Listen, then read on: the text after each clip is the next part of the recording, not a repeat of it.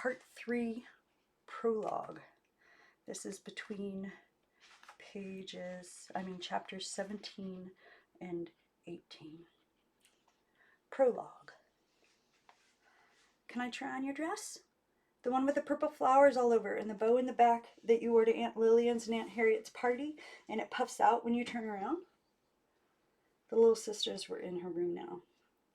She had just finished telling them, for the 100th time probably, about Uncle Morris and the light cord, about how she had been picked to recite the Thanksgiving wish in the parlor. Can I? They were like the old backwoods girls, always thinking that everything she did was wonderful, and marveling over the few items she had brought with her from Adelphi Hills. The party dress, the rose-bordered handkerchief, the lilac, dried out now and beginning to flake, that she had worn last year in her hair.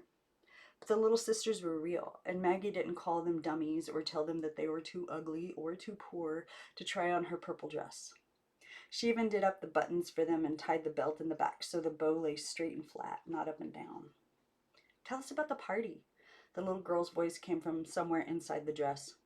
She had begun to push herself into it, and the skirt, with its fields of tiny violets, hung from her head like a lampshade. Tell about the food. The dress suddenly began to dance and shake as she hunted around inside with her hands for the armholes. Maggie held the sleeves out while first one small arm and then the other pushed through. The dress was too long. Its hem came down to her ankles, but the little girl pulled up the waist and spun around just as Maggie had done exactly 1 year ago today, so that the skirt ballooned out like a parasol. Tell us, the older girl said. She was sitting on the bed, pressed up against Maggie's side, and sometimes she played with Maggie's long, soft hair. Maggie began to tell them.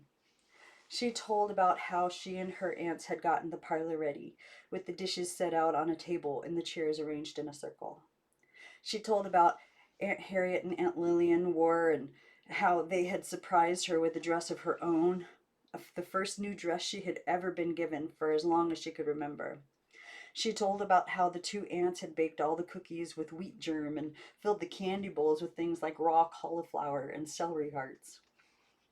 She told them, in fact, everything that happened up to the moment the first doorbell rang. But she couldn't tell them anything beyond that because, as it turned out, the party she attended that day, a year ago, May 14th, was not the same one for which her aunts had bought her the dress, and it didn't take place in their parlor.